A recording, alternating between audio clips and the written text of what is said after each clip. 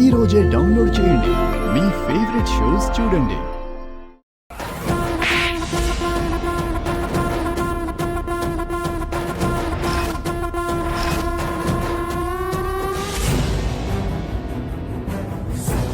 దయచేసి ఈ ఒక్కసారికి నన్ను క్షమించండి ఆంటీ గారు.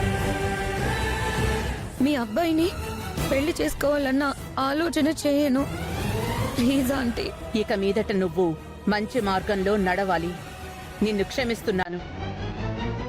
ఇక లేమ్మా.